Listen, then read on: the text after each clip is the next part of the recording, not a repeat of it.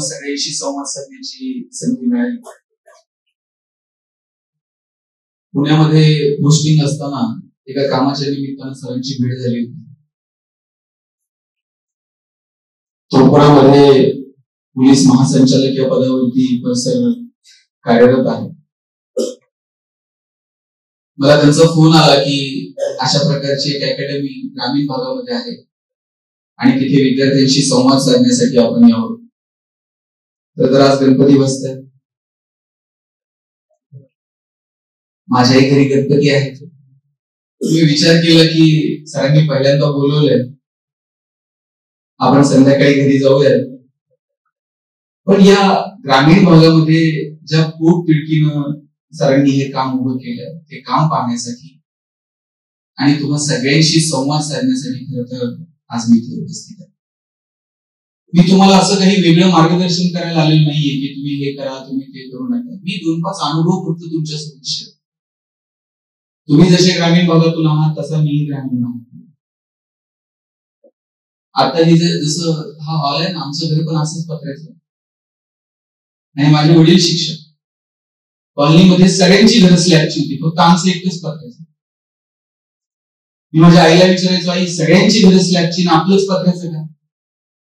म्हणजे पत्राही असा होता, नुसती वर उडी मारली का पत्राला लागायचं. आई म्हणायची तुझे वडील शिक्षक आहेत म्हणून घर पत्र्याचं. म्हणलं शासनाचा शेअर आहे का शिक्षकांनी स्लॅबची घर बांधायची? ती म्हणायची तू नशीबवान आहेस पत्र्याच्या घरात जन्माला. मी म्हणायचो का? ती म्हणायची बघ घर गरम व्हायला लागलं का तुला कळतं म्हणून असं. घर गळायला लागलं का तुला कळतं पावसाळा असं. शेजारच्या स्लॅबच्या घरात उन्हाळा कळत नाही, पावसाळा कळत नाही. खास ऋतूंची ओळख व्हावी म्हणून भूगोल शिकवणाऱ्या तुझ्या बापांना असलं मॉडेल उभे केलं.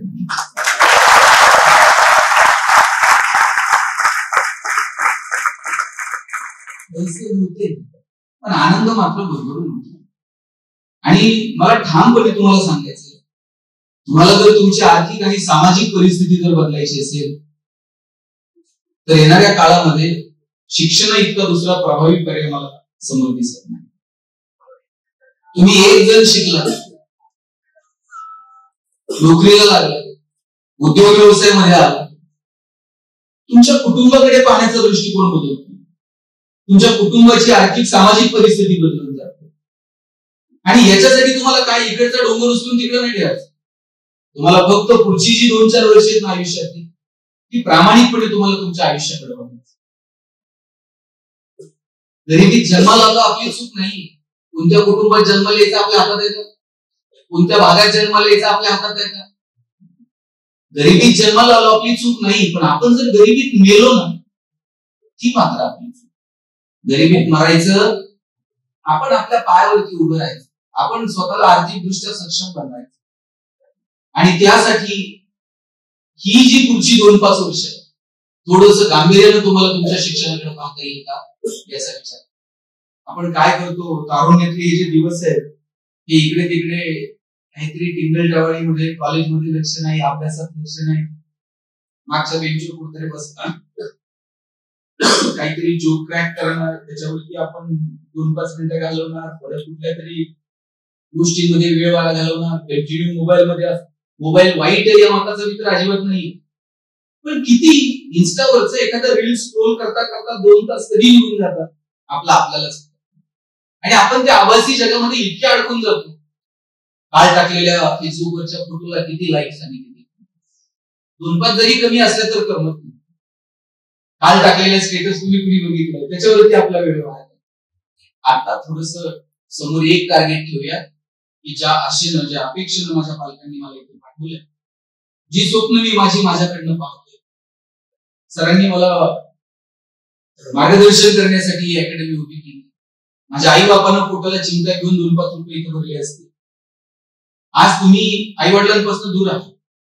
संध्याकाळी जेव्हा आई जेवायला बसते ना, तिला घास मिळत नाही. मुला जेवला असेल का, मुली जेवली असेल, कधीतरी तुम्हाला भेटायला येताना काही तुमच्या आवडीचं काहीतरी घेऊन येते. हे किती प्रेम आहे तुमच्या आई वडिलांचं तुमच्यावर.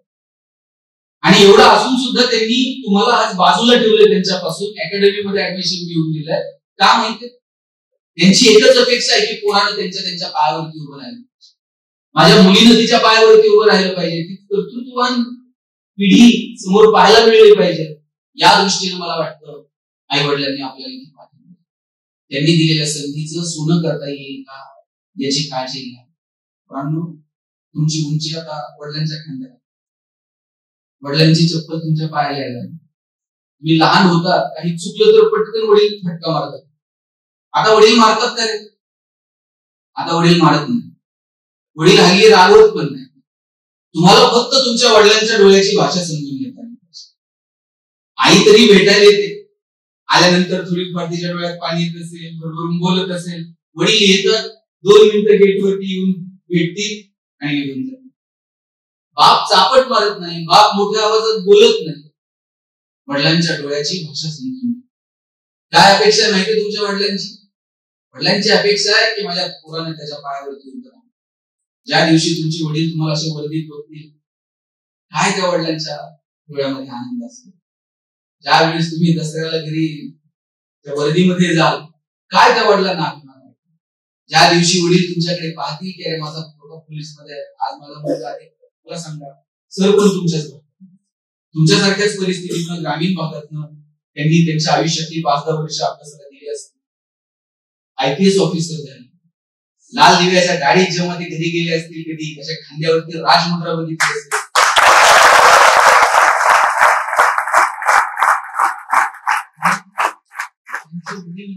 जेव्हा कधी त्यांच्या ऑफिसला गेले असतील, त्यांची आई कधी त्यांच्या ऑफिसला गेली असेल आणि अशी ऑफिसच्या बाहेर पाठी बघितली असेल, पोलीस महासंचालक, काय आनंद झाला असेल त्या आईला, काय आनंद झाला असेल त्या वडिलांना. आणि याच्यासाठी जगात यशाची व्याख्या काय मला माहिती. तुम्ही किती पैसे कमवले म्हणजे तुम्ही यशस्वी आहात, तुम्ही कुठपर्यंत गेलात म्हणजे तुम्ही यशस्वी आहात. आज तुमच्याकडे एवढे पैसे, तुम्ही भारतात 1 नंबर श्रीमंत, उद्या कुणीतरी दुसरं असेल, परवा आणखी तिसरं कुणीतरी असेल. तुम्ही आज इथे आहात, उद्या कुणीतरी तुमच्या पुढे असेल. यशाची व्याख्या तुम्ही पहिले आलात म्हणजेच यश मिळालं असं नाहीये. माझ्या दृष्टीने मी म्हणेल, तुम्हाला तुमच्या जगण्याचा हेवा वाटावा आणि तुमच्या आई वडिलांना तुमचा अभिमान वाटावा, याच्यापेक्षा दुसरी यशाची व्याख्या. तुमच्या आई बाबाला बघून सांगता आजपर्यंत तुमची ओळख काय? अमुक अमुक यांचा मुलगा, अमुक अमुक यांची, एक दिवस असा आला पाहिजे पूर्वी तुमच्या नावानं तुमच्या आई वडील ओळखले गेले पाहिजे. लोकांनी म्हटलं पाहिजे त्या पोलीस मॅडम आहेत ना, त्या VSI मॅडम आहेत ना, त्यांची आई, ते साहेब आहेत ना, ते त्यांचे बाबा आहेत. ज्या दिवशी तुमच्या आईबाप तुमच्यासाठी ओळखले जातील, याच्यापेक्षा मोठं यश आयुष्यात दुसरं कोणतं नसतं. आणि मुली या यशाकडे थोडंसं डोळे उघडे ठेवून पाहता येईल का याची काळजी. इथं अनेक मुली बसलेल्या आणि मला तुमचं आणि तुमच्या आई वडिलांचं विशेष अभिनंदन करायचं. एवढ्या ग्रामीण भागात राहत असताना तुमच्या आई बापाला वाटलं की आमच्या मुलीनं शिकलं पाहिजे, त्यांना वाटलं की आमच्या मुलीने त्यांच्या पायावरती उभं राहिलं पाहिजे. मुलींनो, ग्रामीण भागात आजही अशी परिस्थिती आहे. कितीतरी कुटुंबामध्ये पालकांची शिकवण्याची पण परिस्थिती. शासन धडपडतंय, सामाजिक संस्था प्रयत्न करतायत, आजूबाजूची लोक मोटिवेट करतायत. कित्येक पालकांची इच्छा आहे पण सुविधा नाही, सुविधा आहेत पण त्यांची आर्थिक परिस्थिती नाही. काहींची आर्थिक परिस्थिती आहे, सुविधा आहे पण त्यांची मुलींना शिकवण्याची मानसिकता नाही. पण तुमच्या आई बापानं त्यांची मानसिकता आहे की त्यांनी तुम्हाला शिकवायला पाहिजे, त्यांना वाटतंय की त्यांनी आपल्या मुलींनी आपल्या पायावर उभं राहायला पाहिजे. तुम्ही किती नशीबवान आहात की तुमच्या पालकांनी तुम्हाला ही संधी उपलब्ध करून दिली. आता या संधीचं सोनं करणं हे मात्र तुमच्या. आज आईला जर भाजी आणायला जायचं असेल ना बाबा, तर आईला वडिलांना म्हणावं लागतं जर 100 रुपये द्यावं भाजीला. आणि ज्या दिवशी तुम्ही नोकरीला लागाल त्या दिवशी महिना अखेरला तुमच्या मोबाईलवरती एक मेसेज येतो, क्रेडिट आहे. सॅलरीचा जेव्हा क्रेडिटचा मेसेज येतो, काय कॉन्फिडन्स असतो जर आपण आपल्या पायावरती उभे, आपण आपले आर्थिक निर्णय घेण्यासाठी सक्षम आहोत. आणि मला वाटतं की देतं हा कॉन्फिडन्स जर कुठून येतो तर तो तुमच्या नोकरीत येतो, तुमच्या व्यवसायात, तुमच्या आर्थिक पायावरती उभं राहण्याची जी तुमची सक्षमता आहे याच्यावरून हा कॉन्फिडन्स येत असतो. तो मिळवण्यासाठी प्रयत्न करा. माझं गाव आहे, इथं मुलं पण आहेत आणि मुली पण. माझा असा गाव आहे, वडिलांचं जेवढं प्रेम मुलावर असतं ना त्याच्यात थोडं तरी जास्त प्रेम मला तुमच्यात पाहणं आहे. जे खरंय ते पोरांनी जर काही मागितलं वडिलांना, वडील म्हणणार 2 दिवस पगार होते मग बघू. पोरीने काय मागवलं, बापाला असं वाटतं कधी निघून गेलं. वडिलांना माहित असतं 4 दिवस चिमणीसारखी तुई नाचल आणि 1 दिवशी खुरकन. जोपर्यंत आपल्या घरात आहे तोपर्यंत तिचे सगळे हट्ट पुरवायचे हे वडिलांनी ठरवून घेतले. आपण जर 500 रुपये मागितले, वडील 50 रुपये देणार, पोरीनं 50 मागू दे. बापाला माहिती कुठं खर्च करा, तिथंच पुस्तकात ठेवत, कंपनीच्या मागं गरज पडली तरच माझी पोटी खर्च करणार. बापाचं विशेष प्रेम असतं तुमच्या. ज्या दिवशी मुलगी जन्माला येते त्या दिवशी वडिलांच्या मनात 2 विचार चमकून जातात. एक मुलीचं शिक्षण आणि दुसरं मुलीचं लग्न. 1-1 रुपया बाप तुमच्यासाठी असा बाजूला काढून ठेवतो. वडील स्वतः फाटलेली तुटलेली चप्पल घालते, पण पोरीला मात्र शाळेत जायला चांगली शूज घेऊन. बाप फाटलेलं बनियन घालेल, पोरीला मात्र चांगला ड्रेस घेऊन. वडील सायकलवर कामाला जातील MIDC, पोरीला कॉलेजला जायला गाडी घेऊन देते, बसचा पास काढून देते, हॉस्टेलची फी भरते. 10 मिनिट जर मुलगी कॉलेजवरून यायला उशीर झाला ना, 10 मिनिटात बाप 10 वेळा आईला विचारतो, हे कुठपर्यंत आली, जरा फोन कर. वडील थेट मुलीला फोन पण लावत नाही, ते आईला विचारतात, जरा कुठपर्यंत आली बघ. वडील मुलीसोबत थोडंसं अंतर ठेवून असतं. मुलीच्या लग्नात तर बाप असा फेटा घालून गेला असतो. दिवसभर बापाची मान उंच असते. कन्यादान झालं ना, मग मात्र वडील मान खाली घालतात. जावायच्या हातात हात देतात आणि सांगतात, तुला हाताच्या फुलासारखी जपली, सांभाळून घे. दिवसभर बापाच्या डोळ्यात थेंब येत नाही, पण पोरीची गाडी एकदा निघून गेली ना, खांबाच्या पलीकडे जाऊन एकटाच रडतो तो बाप असतो. कधीच बापाची मान शर्मीनं खाली जाईल असं वागायचं नाही. बापाला अभिमान वाटला पाहिजे. तुम्ही रोज संध्याकाळी झोपताना ना, स्वतःला असं वर्दीत अनुभवलं पाहिजे. तुम्ही अशी कल्पना करा, जेव्हा तुमचं ट्रेनिंग पूर्ण होईल, पोस्टिंग येईल आणि तुम्ही असं छान वर्दीमध्ये घरी जाल, तुमची आई असं दारात तुम्हाला ओवाळायला लागली असेल, वडिलांना तुमच्याकडे पाहून काय वाटेल. अरे आता एक मुलगी DYSP झाली, त्यांचं भाषण ऐकलं, त्या सांगत होत्या, मी तर अशा परिस्थितीत होते, माझ्या घरात कुणीच शिकलेलं नव्हतं. पहिल्यांदा माझ्या वडिलांनी मला सांगितलं की तू शिक, तू जा पुण्यात, क्लासेस लावले आणि मग मी परीक्षा दिल्या, DYSP म्हणून सिलेक्शन झालं आणि फोन केला वडिलांना, बाबा मी DYSP झाले. वडिलांना माहित नव्हतं DYSP, ते म्हणजे तू फौजदार का नाही. वडिलांना माहित पण नव्हतं की माझ्या पुरीच्या हाताखाली आता 4 फौजदार तिथे काम करणार.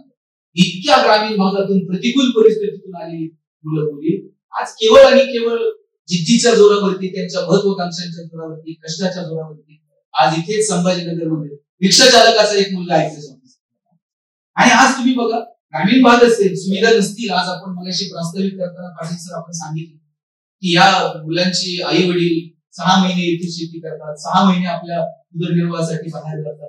त्याला मी मान्य करतो आपली परिस्थिती प्रतिकूल आहे, पण अशाही प्रतिकूल परिस्थितीमध्ये इथूनच एक मुलगा अधिकारी होतो आणि ते केवळ मला सांगा, छान पुण्यात पोस्टिंग होतो, आता पेपर आलाय, काय गावाकडे एवढ्या लांब जायची न्यायची हे सगळं करायची गरज आहे. पण मी ज्या भागात आलो, मी इथपर्यंत पोहोचलो, तर माझ्या बरोबरीनं माझी 4 लेकरं ग्रामीण भागातली मुलं मुली त्यांच्या पायावरती उभी राहिली पाहिजे या भावनेनं सरांनी जी अकॅडमी सुरू केली. आणि अत्यंत मला मगाशी आपण सांगितलं की अतिशय म्हणजे कमी खर्चामध्ये मुलांपर्यंत या सगळ्या सुविधा निघून पोहोचवल्या, आपलं कौतुक करावं. या परिस्थितीमध्ये आपल्याला उपलब्ध करून दिलेल्या सुविधांचा आपण सगळ्यांनी लाभ घ्यावा. जी परिस्थिती आहे ती बदलवण्यासाठी मनापासून प्रयत्न करा. आणि लक्षात घ्या, तुम्ही सगळे एकमेकांपेक्षा वेगळ्या, प्रत्येकाच्या स्ट्रेंथ विकनेस वेगळ्या. कुणाला ग्राउंड मध्ये एखाद्या गोष्टीमध्ये छान सारायचं असेल, कुणाला तरी तुमच्या लेखी परीक्षेमध्ये कुणाला गणित सोपं जात असेल, कुणाला ग्रामर सोपं जात असेल. प्रत्येकाच्या काही स्ट्रेंथ आहेत, प्रत्येकाच्या काही विकनेस आहेत. ग्रुप डिस्कशन करत चला, एकमेकांना समजावून घ्या. ग्राउंड वरती रोज लवकर येत चला. ग्राउंडची तयारी झाली असेल तर आता परीक्षांची तयारी सुरू करा. पण तुम्ही तुमच्या आयुष्यातला क्षण न क्षण मनात अजिबात विलगंड आणू नका. मला हे जमेल का, मला हे मी या स्पर्धेमध्ये टिकेल का, लाखो मुलं उतरणार आहेत, मी त्या सगळ्यांमध्ये मी सिलेक्ट होईल का. हे बघा, प्रयत्न करणं ही आपली जबाबदारी. प्रामाणिकपणे प्रयत्न करा. यश अपयश हा सगळा पुढचा भाग. पण आयुष्यात असं तरी वाटू नये की जगणं बदलण्यासाठी स्वतःच्या पायावर उभं राहण्यासाठी, मी माझी परिस्थिती बदलण्यासाठी काहीच परिश्रम केले नाही आणि थोडे प्रयत्न केले असते तर कदाचित आज परिस्थिती वेगळी असते, असा प्रकारचा विचार तुमच्या मनात येऊ शकतो. म्हणून जे काही क्षण आले ते मस्त जगा आणि शोधा तुमच्यामध्ये नेमकं वेगळेपण. मला वाटतं की या अकॅडमीचा एकही दिवस तुमचा वाया जाणार नाही. सगळीच मुलं सिलेक्ट होतील असे नाही, पण इथं लागलेली शिस्त, इथं मिळालेला संस्कार, इथं मिळालेली जिद्द, इथं पाहिलेला आत्मविश्वास हा मात्र तुमच्या आयुष्यात कायम तुम्हाला घेऊन पाहिजे. मग तुम्ही उद्योगात असा, व्यवसायात असा, व्यापारात असा, अन्य कोणत्या क्षेत्रात असा, पण तो कमालीचा कॉन्फिडन्स तो मात्र तुमच्यामध्ये असला पाहिजे. ग्राउंड मध्ये ज्यावेळेस पोरं पळतात, खेळतात, पडतात, उठतात, परत बाल येतात, हे जे आहे ना हारणं जिंकणं, ते ग्राउंड वरती शिकायला मिळतं. दोन घेऊन चालणं काय, परिस्थितीशी दोन हात करणं काय, हे ग्राउंड वरती शिकायला मिळतं. आज तुम्ही जो अभ्यास करताय, आज तुम्ही इतिहास अभ्यासताय, भूगोल अभ्यासताय, गणित अभ्यासताय, उद्या तुम्ही पालक होणार आहात. उद्या तुमचं पोरगं तुम्हाला विचारणार आहे, बाबा जरा हे गणित सोडून दे, तेव्हा पटकन तुम्ही सांगा जरा पुस्तक. आयुष्यामध्ये अभ्यास हे ग्राउंड हे कधीच वाया जाणार नाही. आयुष्याच्या प्रत्येक पायरीवरती तुम्हाला हे शिक्षण उपयोगाचं पडणार आहे. आणि म्हणून हे का असा प्रश्न मी विचारता, तुमच्यामध्ये वेगळेपण काय ते शोधायला विसरू नका. मला एक सांगा, सचिन तेंडुलकर सारखा षटकार ऐश्वर्या रायला मारते, ऐश्वर्या राय सारखा ठुमका लता दिदींना देता आला असता का, लता दिदींसारखं गाणं अशोक सारखं म्हणतात. तुम्ही जर मला म्हटले भाषण कर, मी 2 तास बोलतो. तुम्ही जर मला म्हटले एवढ्या लांबून आलाय, जाता जाता आमच्याकडे कधी राऊंडला 2 राऊंड मारून जा, आपण सगळेजण एकमेकांपेक्षा वेगळे आहोत. मी जेव्हा पुण्यात शिकायला गेलो ना कॉलेज, माझ्या सरांनी मला विचारलं, गणेश तुला एमबीए कशात करायचं? मी म्हटलं मला ह्युमन रिसोर्स मॅनेजमेंट मध्ये एमबीए करायचं. सर प्रत्येकाला विचारत होते कोण एमबीए कशात करणार. आमच्यावर एक बोबडं बोलणार, त्याला र म्हणता यायचं, र ल म्हणत. त्याला विचारलं तुला एमबीए कशात करायचं? म्हणला मला मार्केटिंग मध्ये एमबीए करायचं. सर म्हटले तुला र बोलताय, तू काय मार्केटिंग करणार? तुझं बॅकग्राऊंड कॉमर्स आहे, तू फायनान्स मध्ये एमबीए कर. वर्गात उठून म्हणला सर कळणार तर मार्केटिंग मध्ये एमबीए करायला तर शिकणार नाही. सर म्हणले तुला काय करायचं, आपण एक परीक्षा घेऊया आणि शोधूया तुला मार्केटिंगचं काय. ठीक, परीक्षा काय घेतली, आम्हाला 100 रामायणाच्या प्रती दिल्या आणि सांगितलं या रामायणाच्या प्रती बाजारात जाऊन विकून यायची. ज्याच्या सगळ्यात जास्त विकल्या जातील आपण समजूया त्याच्यामध्ये मार्केटिंगचं काय लागतं, मार्केटिंग मध्ये एमबीए करा. आपण म्हटलं 100 प्रती विकायला काय लागतं, अशा बाजारात विकून. 8 दिवस आम्ही बाजारात फिरलो. 9व्या दिवशी वर्गात सरांनी विचारलं, गणेश 100 पैकी किती प्रती गेल्या? म्हणलं 4. राहुल 8, संतोष 10. मार्क मिळवणारी पोरं 20 पेक्षा जास्त प्रती कोणाच्याच गेल्या. बोबडं बोलणारं पोरगं मागच्या बाकावर बसायचं. त्याला विचारलं तुझ्या किती गेल्या रे? म्हणला सर 100च्या 100 प्रती विकणार. सर म्हटले केलं का? मार्केटिंगची कोणती स्ट्रॅटेजी, कोणतं रेफरन्स बुक? म्हणला काहीच नाही, मी लोकांच्या दारात येतो, बेल दाबायचो, लोक बाहेर यायची, लोक बाहेर आली की समोर लामाईन ठेवायचो आणि सांगायचं हे लामाईन विकत घेता वाचून दाखव.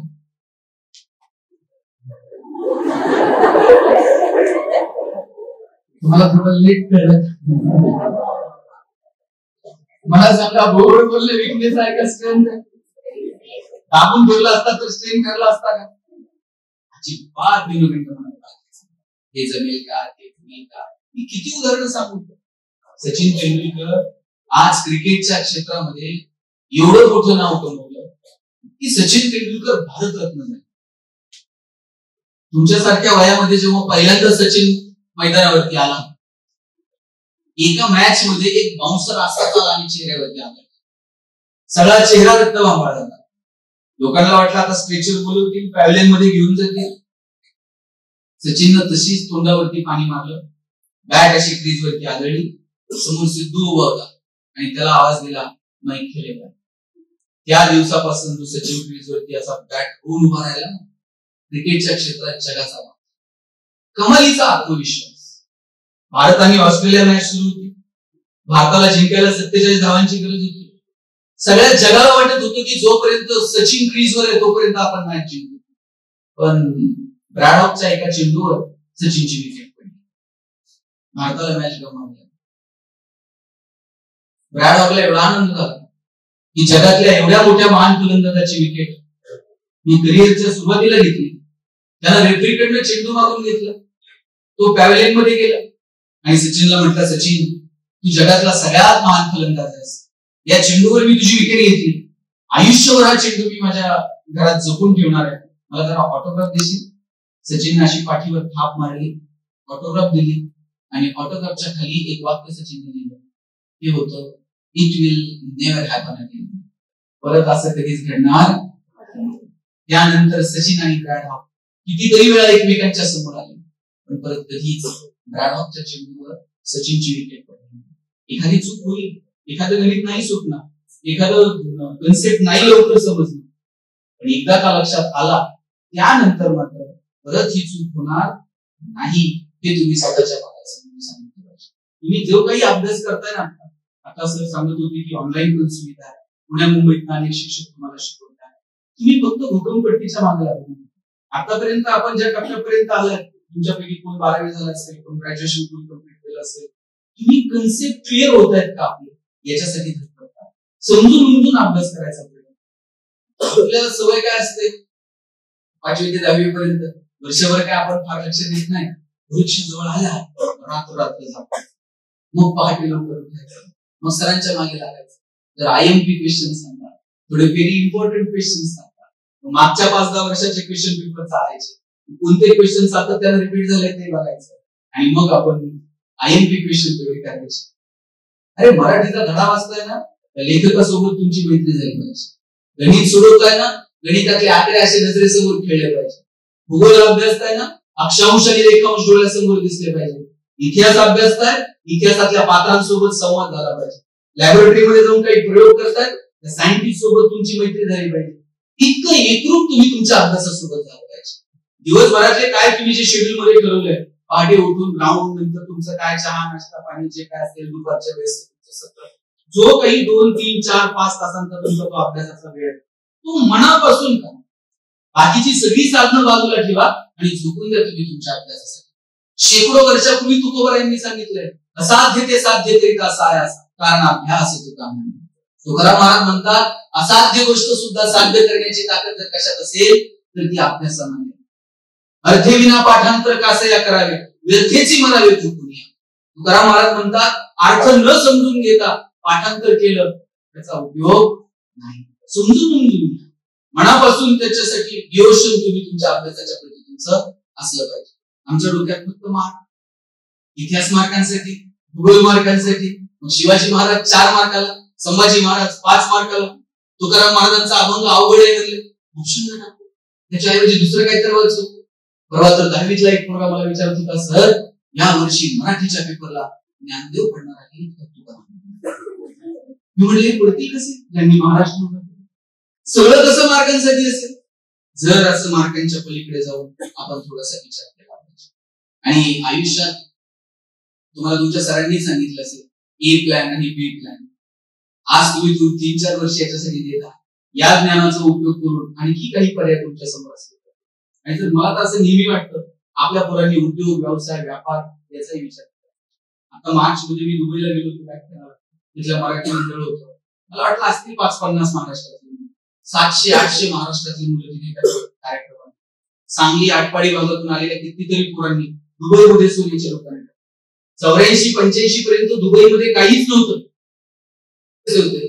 पण आज जगातला सगळ्यात बिझीएस्ट एअरपोर्ट दुबई आहे, जगातला सगळ्यात प्रॉफिएस्ट मॉल दुबई आहे. कुठल्या कुठे निघून गेलो. या लोकांना कळलं की जगाला आपण आपल्याकडे आकर्षित केलं पाहिजे. व्यवसायाच्या निमित्तानं असेल, उद्योगाच्या व्यापाराच्या निमित्तानं असेल, पर्यटनाच्या निमित्तानं असेल. मुलींना तिथे बुर्ज खलिफा म्हणून एक इमारत, शेकडो मजलेवर जायचं, मुरून खाली यायचं आणि वर जाऊन खाली यायला पोरांना 1000 रुपयांचं तिकीट काढलं जातं. तिथे आता दुबई ट्रेन तयार केलेली, लोक तिथे जाऊन फोटो काढत बसतात. आता तिथे डिस्नी तयार होत आहे. दुबई डिस्नीवाल्यांना सांगत होते, जगातलं सगळ्यात बिगेस्ट डिस्नी आम्हाला पाहिजे. डिस्नीवाल्यांनी सांगितलं की त्याचा क्रायटेरिया वगैरे ठरलेला आहे, काय कसं करायचं. दुबई म्हटलं आमचं आम्ही मग डिस्नी करू. आता डिस्नी सुद्धा दुबईमध्ये, जे जे लार्जेस्ट आहे, जे जे बिगेस्ट आहे, जे जे टॉलेस्ट आहे, ते सगळं दुबईला करायचं. त्यांना माहित आहे तेलाचे पैसे कधीतरी संपतील आणि आपल्याला जगाला आकर्षित करण्यासाठी वेगवेगळे पर्याय आपल्याला स्वीकारावे लागतील. आपण का वेगळे पर्याय स्वीकारायचे नाही? आमच्याकडे पुण्याच्या जवळ जेजुरी माहिती तुम्हाला, खंडोबाची जेजुरी. आम्ही तिथे गेलो होतो. 4-5 तुमच्यासाठी कॉलेजचे पोरं तिथे आले आणि ते जेजुरी गडाचे फोटो काढले. त्यातल्या एकाला विचारलं, काय करता रे फोटो काढून? म्हटलं दादा किती दिवस बॅनर लावायचे? चलो दुबई, चलो सिंगापूर. म्हटलं मी दुबईत बॅनर लावणार आहे, चलो जेजुरी. दुबईतली पोरं जेजुरीत आणतो का नाही? म्हणलं आणून काय करणार? नाही म्हणला, खालून वर गडावर त्यांना फायदा घेऊन आणि एकदा कधी घामाघूम झाले मग त्यांना लेक्चर देणार किती कॅलरी बनले. रात्री म्हणला 2,000 रुपये तिकीट काढून त्यांना जागरण गोंधळ ऐकायला होतो का नाही? थोडस चौकटीच्या पलीकडे जाऊन तुम्ही तुमच्या करिअरकडे, तुम्ही तुमच्या अभ्यासाकडे पाहिलं पाहिजे. तुम्ही जे काही वाचताय ते समाजाभिमुख आहे का? तुम्ही जे काही अभ्यासताय ते तुमच्या हिताचं आहे? ते केवळ परीक्षेपुरतं किंवा एका पोलीस परीक्षेपुरतं नव्हे, याही पलीकडे जाऊन तुमचं जगणं सुंदर आणि समृद्ध करण्यासाठी तुम्ही जे काही इतर रोज शिकताय ते उपयोगाचं आहे. फक्त तिकडे पाहण्याची दृष्टी ती तुम्हाला विकसित करावी. आणि पोरांना तर माझी विनंती आहे, 2-4 वर्ष जरा जास्त कष्ट, नाहीतर इतकी वाईट अवस्था आहे. तुमच्याकडे काय मला माहित नाही. आज आमच्याकडे कोणत्याही गावात असं 30 ते 35 गटाची 5-50 पोरं तर बिन लग्नाची, लग्नच जमत नाही. सोलापूरला तर आता लग्न जमत नाही म्हणून तरुण पोरांनी कलेक्टर ऑफिसवर मोर्चा काढला होता. आता कलेक्टरला एवढंच काम आहे तुमचं लग्न जमवायचं. आता स्वतःला सिद्ध करा, लाख मारेल तिथून पाणी काढायला अशी ताकद ठेवा. कसं लग्न जमवायचं? आमच्याकडे एक जण आहे 37-38 वय, लग्नच जमेल. त्याच्या मित्रांनी त्याला सांगितलं, म्हणून टेन्शन मुलीकडचे बघायला आले ना, पगार जरा वाढून सांग. मुलीच्या वडिलांनी विचारलं पगार किती? यांना अंदाज घेऊन सांगायचं. हे म्हणताय 1.5 लाख. मुलीचे वडील म्हणले तुझ्याकडे बघून तर वाटत नाही 1.5 लाख असतात.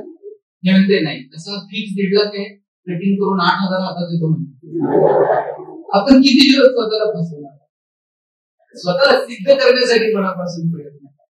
झोकून द्या स्वतःला तुमच्या करिअरसाठी आणि ठरवा मला तुमच्या आयुष्यात काय करायचं.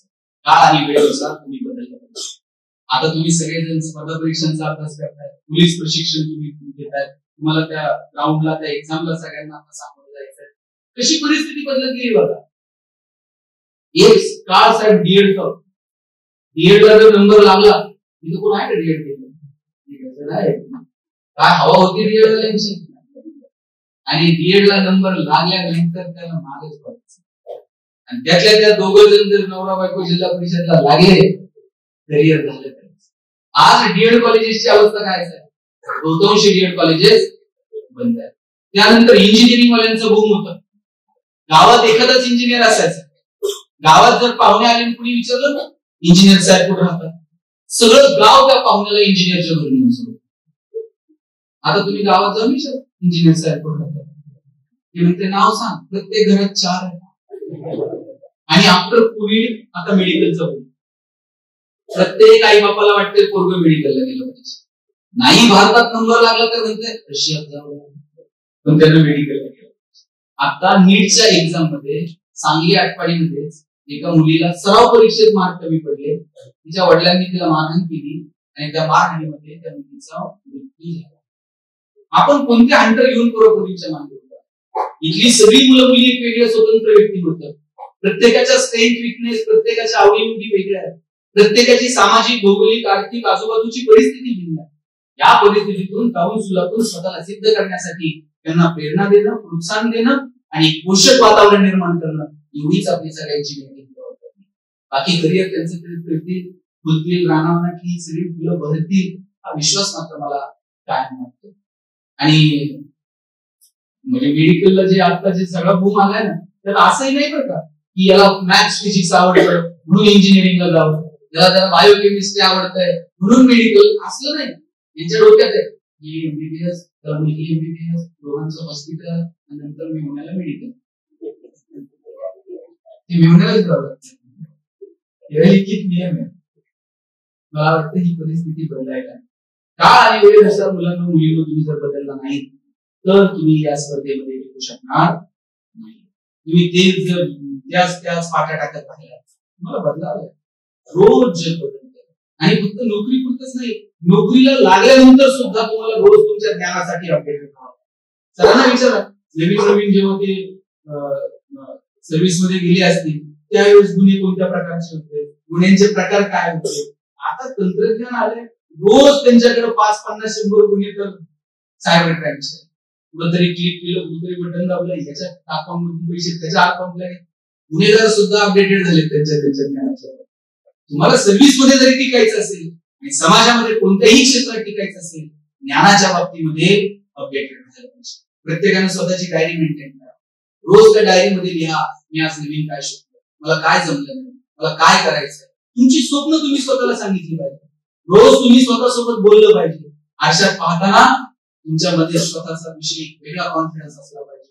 अब्दुल कलाम साहेब सर्वसामान्य कुटुंबात जन्माला आले, परिस्थिती सुद्धा नव्हती शिकायची, पेपर टाकून शिक्षण घेतलं, या देशाचे राष्ट्रपती झाले. डॉक्टर बाबासाहेब आंबेडकर लायब्ररीमध्ये जर गेले, टिफिन घेऊन जायची सुद्धा परिस्थिती नव्हती, खिशामध्ये एक पाव घेऊन जायचे. लायब्ररीनं बघितलं की डॉक्टर बाबासाहेब आंबेडकर पाव घेऊन येतात आणि तो खातात दिवसभर. त्या लायब्ररीने विचारल्यानंतर जेव्हा परिस्थिती कळाली, तो नंतर डॉक्टर बाबासाहेबांसाठी टिफिन घेऊन यायला लागले. या परिस्थितीतून काय कलाम साहेब असतील, डॉक्टर बाबासाहेब आंबेडकर असतील, किती नावं सांगू, ही परिस्थिती नव्हती, ज्ञानाच्या आणि कार्याच्या जोरावरती स्वतःला सिद्ध केलं.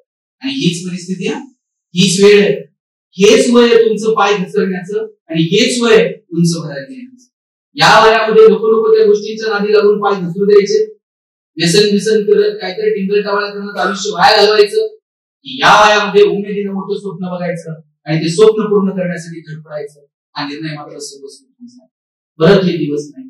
तारुण्य म्हणजे 60-70 किलोचं वजन, 2 पाय 2 हात, अवयवांचं पॅकेज म्हणजे तारुण्य नाहीये. तारुण्य म्हणजे ज्वलंत धमन्यांचं विरक्त स्पंदन, निसर्गानं माणसाला दिलेला सगळ्यात श्रेष्ठ. परत हे दिवस तुम्हाला नाही. काय जेव्हा सकाळी पूर्ण उठून जेव्हा रनिंग हे परत आहे का? हे परत नाहीये तुमच्या आयुष्यामध्ये. कितीतरी पोरं असे पोरांनो 10 वाजता उठतात, कितीतरी दिवस झाले त्यांनी सकाळी उगवलेला सूर्य बघितला नाही. नशिबवान आहात, रोज इथं पहाटे लवकर उठत असणार, सकाळी उगवलेला सूर्य तुम्ही पाहत असणार, ग्राउंड वरती रोज. तारुण्य चैतन्य याच्यापेक्षा वेगळं काय असतं?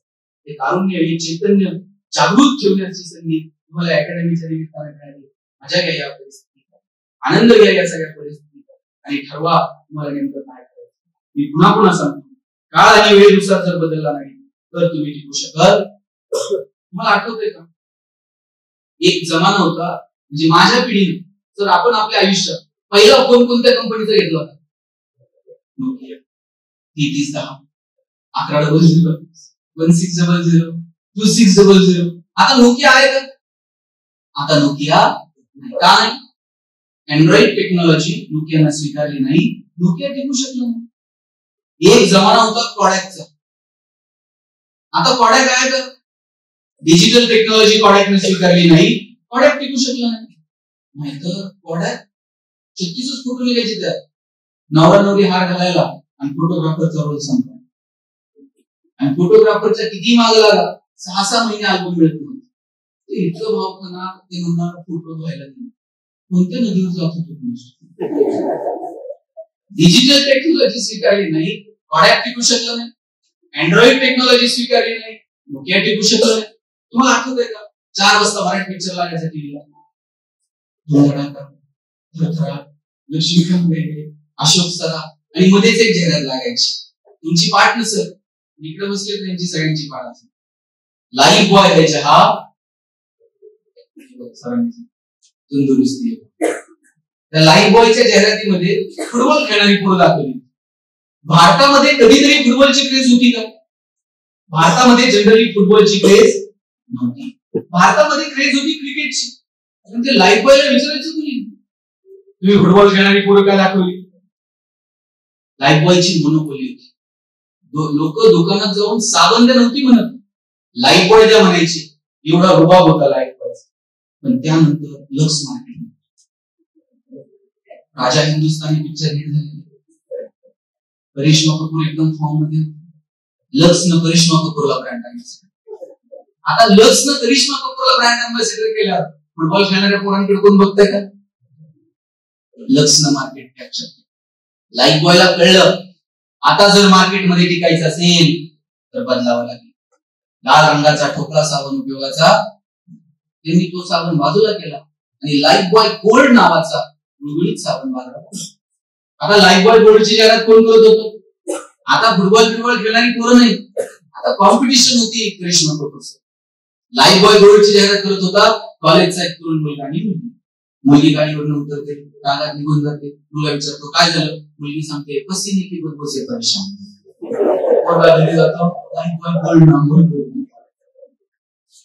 कोविड मध्ये एक तरी साबण अशी जाहिरात करत होता का? आमचा साबण सुगंधी, तो लावल्यावर तुम्ही गोरे व्हाल. कोविड मध्ये कुणाला गोर व्हायचं पडलं होतं? प्रत्येक साबण एकच जाहिरात करत होता 99.9% कीटाणू से मुक्ती. कोविड मध्ये संतूर मम्मी पिम्मी काही नव्हतं, फक्त कीटाणू आणि मुक्ती. आणि सर मला मोती साबणाचं गणित अजून समजलं. मोती वर्षभर पुढे असते का? ते दिवाळीला वर्षभर झोपतंय, दिवाळीला म्हणतंय उठा उठा. मोती साबणानं आंघोळ करायची त्यांना ठरवून घेतलं. वर्षभर कोणाला काय मस्ती करायची ते करू दे. आपलं मार्केट, आपल्याला आपलं मार्केट. हवा ही स्टेटस मधनं आणि त्या ह्याच्यातनं होत नाही. हवा होते की तुमच्या ते कर्तृत्व सिद्ध करण्याची वेळ आहे. आज बच्चन साहेब 84-85 वय, आकाशवाणीमध्ये निवेदक पदाची नोकरी मिळावी म्हणून गेले होते. पण आज म्हणजे आवाज चांगला नाही म्हणून ज्या बच्चन साहेबांची नोकरी नाकारली, तेच बच्चन आज आवाजाच्या जोरावर बॉलिवूडचा शहनशाह बनून काय करिअर केलं. आजही तुम्ही टीव्ही लावा, 10 मिनिटाला बच्चन टीव्हीवर आहे की नाही? कोण बनेगा करोडपती मधून पैसे कमायला सांगतो. मिळवलेल्या पैशातून कल्याण ज्वेलर्स मध्ये जाऊन सोनं खरेदी करायला लागतं.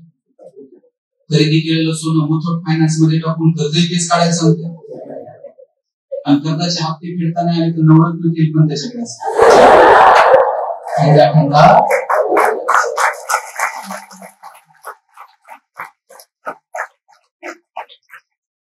सायकल अगरबत्ती नाव ऐकलं. एक बांबूची गाडी, तिचं पण ब्रँड अँबॅसेडर अमिताभ बच्चन. एक बांबूची गाडी आहे आणि तिला गुंडाळलेली रंगीत सुगंधी माती. 1550 कोटी रुपयांचा टर्न एक सायकल आहे. तुम्ही वेपर्सचं एक पॅकेट कितीला म्हणता? 5 रुपयाला. 5 रुपयाच्या वेपर्सच्या पॅकेट मध्ये किती वेपर्स असतात? 5. बाकी सगळी हवा. पैसे हवेचे. आपल्याला हवा करता आली पाहिजे. आणि हवा कधी होईल? जेव्हा सिलेक्शनची यादी लागेल आणि गावात कुठेतरी तुमची कुठे सिलेक्ट झाले. बरं साहेब काय हवा आहे? साहेब मला आता इथं सांगत होते माझ्या अकॅडमीत 3000 पोरं मुली आज स्वतःच्या पायावर. साहेब याच्यापेक्षा तुम्ही पोलीस डिपार्टमेंट मध्ये आज एवढ्या मोठ्या पदावरती काम केलं आणि पोस्ट वरती काम केलं, पुण्यात काम केलं, त्रिपुरा केलं. पण मला वाटतं ही पोरं जेव्हा भेटतील आणि असं तुम्हाला बघितल्याबरोबर पायाला हात लागतो जर मी तिथे होतो, याच्यापेक्षा काय व्हावी शकणार? बाकी सगळ्या गोष्टींना मर्यादा आहेत. पण जेव्हा आज तुम्ही सगळी मंडळी यांच्यासाठी कष्ट घेतायत, अरे हा पोरगा कोणत्याही पोस्टवर कुठेही भेटू द्या, तुम्हाला बघितल्याबरोबर तुमच्या पायाला हात लागणार जर मी अकॅडमी. याच्यापेक्षा मोठा आनंद मला वाटत नाही. म्हणून आता इथं जी मंडळी इथं बसलेली आहेत की जी या मुलांसाठी कष्ट घेतात, प्राध्यापक म्हणून काम करतात, त्यांच्या ग्राउंडसाठी काम करतात, मला तुम्हाला कळकळीची विनंती करायची, यांची जे आई बाप आहेत ना, त्यांनी फार मोठे आशय. तुम्ही ते जेव्हा भेटायला येतात ना तेव्हा त्यांच्या डोळ्यात आणि पोरांनो तुम्ही पण तुमच्या आई बापाकडे कधी बघायचं नाही. घरी गेल्यानंतर जेव्हा बाप कामावरून येतो आणि शर्ट असा खुंटीला अडकवतो ना, तेव्हा त्याच्या फाटलेल्या बनियांकडे बापाच्या पायाला ज्या भेगा पडलेल्या आहेत ना रात्री झोपल्यानंतर पायाच्या भेगांकडे बघा. कधीच तुमचे पाय दिसत नाही. तुमच्या आई वडिलांच्या फार माफक अपेक्षा आहेत. अपेक्षा पूर्ण करण्यासाठी मनापासून प्रयत्न करा. तुम्ही सर दूधवाला बघा, दूध द्यायला आपलं लक्ष त्या दुधाच्या पहिल्या मापाकडे नसतं, तिथं त्याला महत्वाच लागणार नाही. पण त्याच्यानंतर ते वरतून एक फुकटची धार, आपलं लक्ष त्या दुसऱ्या धाऱ्याकडे असतं. तुम्हाला सिलेबस कम्प्लीट करायचा आहे, यांना परीक्षेसाठी तयार करायचं आहे, आपले विषय संपवायचे, या सगळ्याच्या पलीकडे जाऊन मागाशी जसं तुम्ही म्हटलात, माणूस म्हणून एक चांगला नागरिक म्हणून मिळवण्यासाठी आपण काही वेगळी धार या लेकरांसाठी बोलतो का, याच्याकडे आपलं लक्ष असलं पाहिजे. तुम्ही सगळी मंडळी या शिक्षक म्हणून काम करता, काय हो शिक्षकाचं, कदाचित 2 रुपये तुम्हाला कमी मिळत असतील तुलनेने. बाहेर जर तुम्ही पुढे काम केलं एखाद्या मोठ्या स्कूलला चांगले इथे कदाचित तुलनेने 2 रुपये तुम्हाला कमी मिळत असतील. पण हा सन्मान, हा आदर, पोरांनी तुम्हाला बघितल्याबरोबर जय हिंद म्हणून तुम्हाला हात मार, काय हे प्रेम मात्र कुठे. आणि म्हणून शिक्षक म्हणून तुम्ही जे काम करत आहात यासाठी मला तुम्हाला सगळ्यांना शुभेच्छा द्यायच्या. तुम्ही चितळे मास्तर ऐकलंय का? पु. देशपांडेंनी लिहिलेलं ते चितळे मास्तर जेव्हा वर्गात शिकवायला जायचे तसे चपला बाजूला काढून ठेवायची, मग वर्गात जायचे. आणि दुसऱ्या वर्गात जाताना चपला तिथंच विसरून जायची. मग एखादा पोरगा त्या चप्पलचा जोड उचलायचा, गुरुजींच्या माग दुसऱ्या वर्गात घेऊन जायचा. चितळे मास्तर म्हणतात, रामाच्या पादुका भरताना 14 वर्ष सांगायला तुला माझ्या तासभर तिथे ठेवता आला माझ्या मागे मागे. चितळे मास्तर जेव्हा रिटायर झाले, रिटायरमेंट नंतर त्यांनी ठरवलं की आपण एक सांस्कृतिक भवन आपल्या शाळेमध्ये बांधायचं. ते सगळ्या माजी विद्यार्थ्यांना भेटायचे, वेगवेगळ्या पदांवरती हे सगळे माजी विद्यार्थी. मुंबईला त्यांच्या एका विद्यार्थ्याला भेटायला गप्पा रंगल्या, विद्यार्थ्यांना मदतही केली. आणि जेव्हा मास्तर जायला निघाले, विद्यार्थी त्यांना खालच्या रोडवरती वरच्या मजल्यावर त्या मोटर गाडीपर्यंत सोडवायला आला. मास्तर आता मोटरीत बसणार त्याच वेळेला विद्यार्थ्याची नजर त्यांच्या पायाकडे गेली आणि त्याच्या लक्षात आलं नेहमीच्या सवयीप्रमाणे मास्तर चपला मात्र वरच्या मजल्यावर तशीच विसरून आले. म्हटलं काय गुरुजी विसरलात परत चपला? आता परत जातो आणि चपला घेऊन वरती गेला, चपला घेऊन आला. चितळे मास्तरांनी त्या कथेचा समारोप इतका गोड केला. ते म्हणतात, विद्यार्थ्याला चपलाच्या ढिगांमधून चितळे मास्तरांच्या चपला शोधणं अवघड गेलं नाही, कारण ज्या चपलांचे तळवे सगळ्यात जास्त घासलेले त्या मास्तरांच्या असल्या पाहिजे हे ओळखून त्यानं त्या ठिकाणी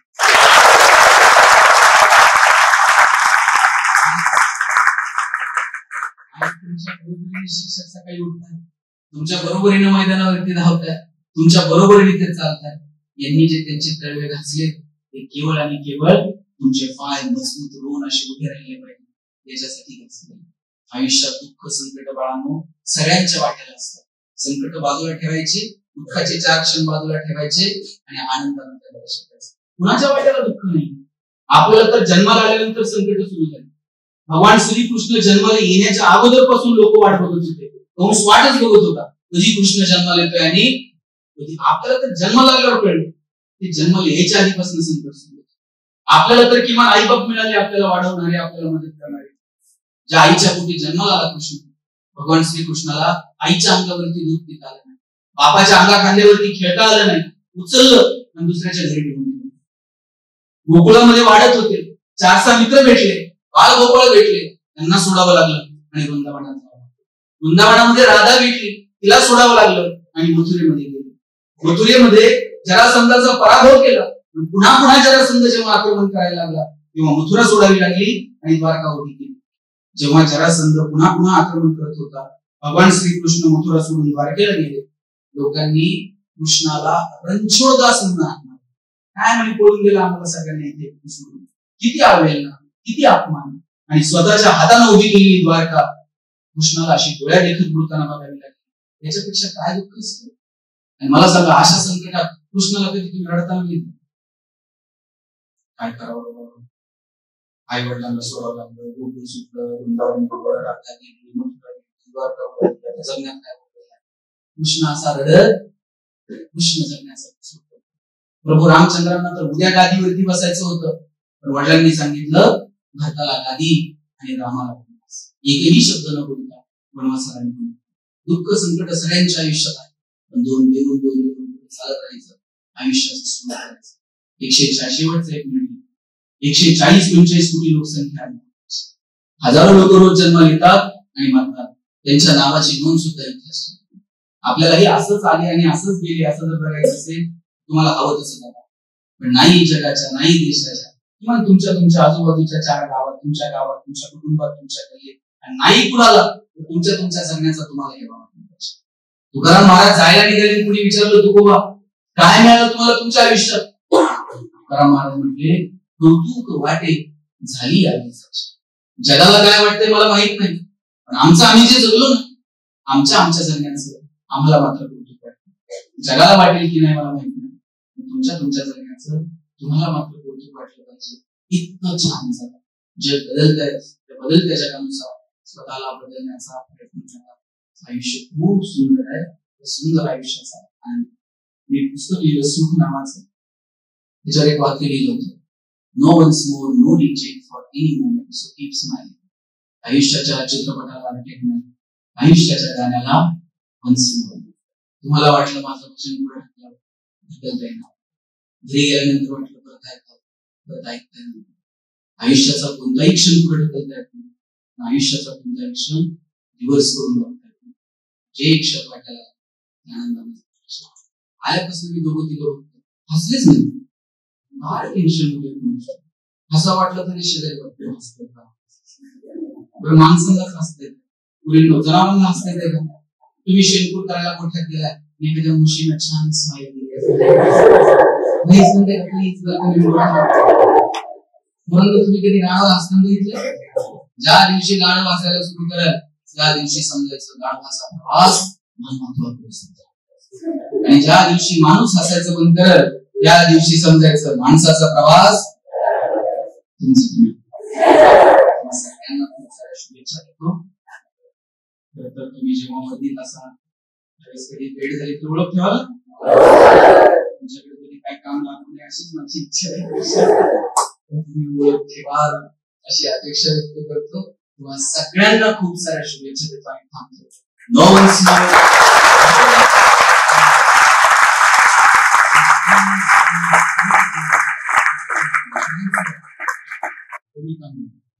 काय सांगू राणी मला गाव सुटना, कसं सांगू राणी मला गाव सुटना, बंद गळ्या मंदी माझ मावे नाग अंग, जीनच्या कपडा मंदी दुनिया झाली कशी तंग, जो तो आहे राणी आपल्या धुंदीमध्ये दंग, माणसांनी माणसांचे सोडले करंग, म्हाताऱ्याच्या धोतराची गाठ सुटना, काय सांगू राणी मला गाव सुटना, पारी आली सरी गेली झाली त्याची तारी, पदव्यांच्या ढिगाऱ्यात पाठी राहिली कोरी, कॉलेजच्या कट्ट्यावरती गर्दी झाली सारी, आपल्या चिपऱ्या कपड्यामंदी फिरती साऱ्या पोरी, म्हातारीच्या डोहीवरला पदर हटना, काय सांगू राणी मला गाव सुटना, शहरातली गाडी बघा धुमच गाणं गाती,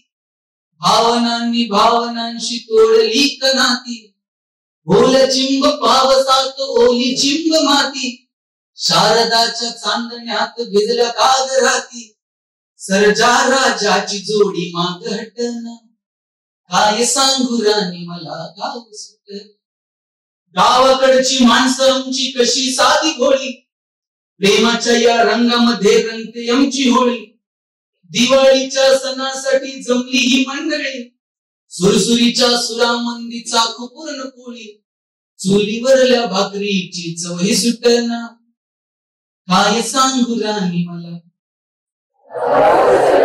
गाव सुटना, कसं सांगू राणी मला गाव सुटना, काय सांगू राणी मला गाव सुटना.